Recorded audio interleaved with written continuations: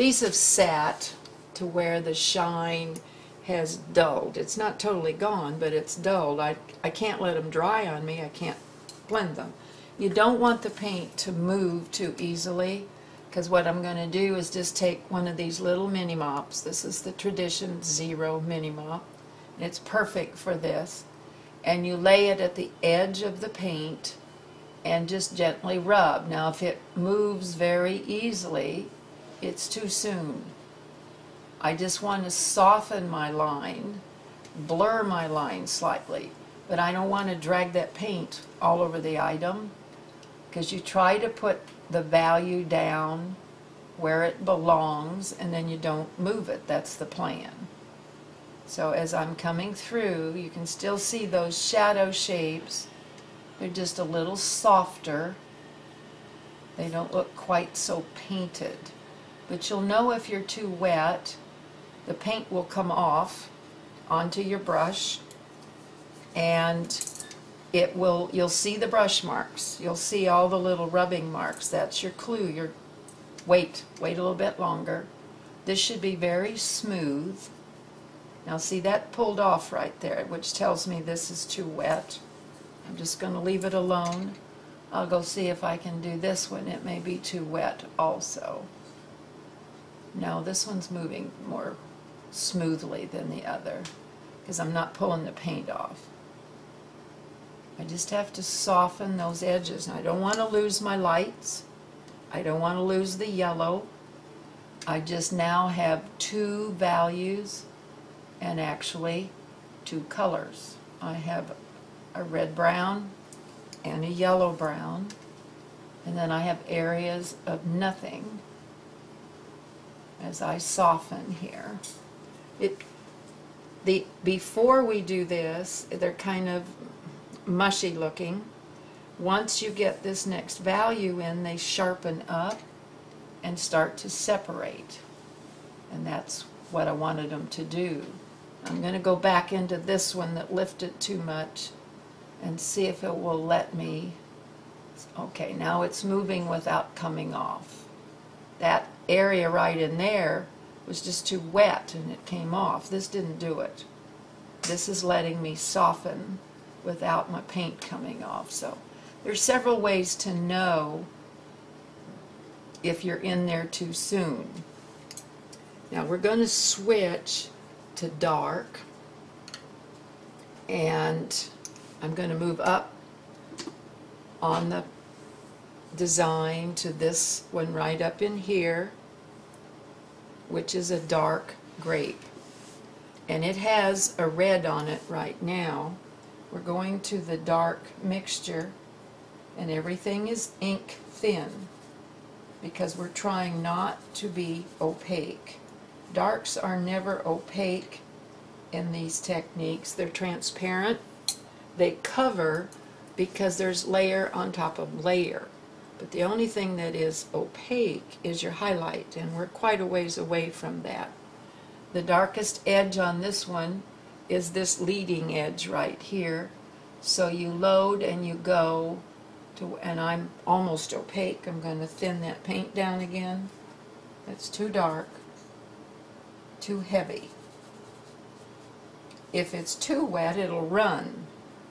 But if you'll take a few minutes and play with these, you'll learn to adjust to the right consistency. And this is going to come around the little highlight right there, which is circular. And then there's a small amount of it coming around this edge, mostly to shape it and separate it from what's behind. And then this widens slightly as it comes down here. And you only load once, and you start where the darkest area is, and then let up on your pressure and work away from that. Now right down in this little corner right here is a very tiny appearance of the dark value. Now that has to set, so we're going to move down to the dark one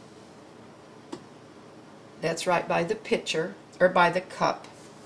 And this has a different shape of dark.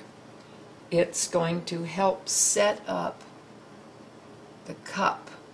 So if we get it dark, and I'm following dotted lines is what I'm doing.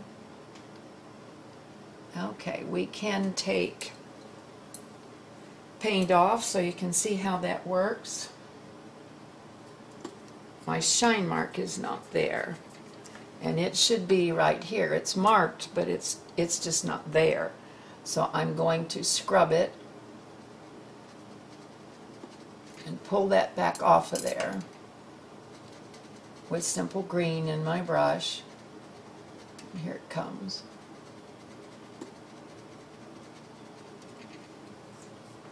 And then I'm going to actually indicate where it is. It's right here. Because I leave my shine marks from the beginning. That way I don't end up putting them in the wrong place.